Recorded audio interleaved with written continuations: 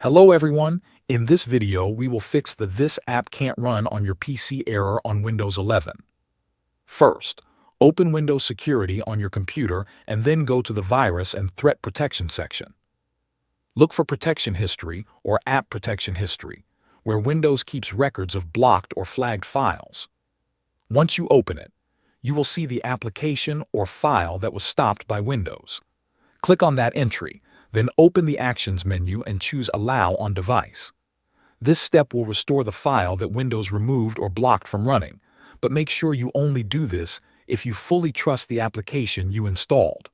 After that, go back and open the App and Browser Control. From there, enter Reputation-Based Protection Settings. In this menu, temporarily turn off Check Apps and Files, and also disable potentially unwanted app blocking. These settings can sometimes stop safe apps from running, which causes this error. Now try opening your application again, and it should work normally. Once it opens, you can turn the security settings back on for better protection. If it still does not work, try reinstalling the app and running it. Thanks for watching.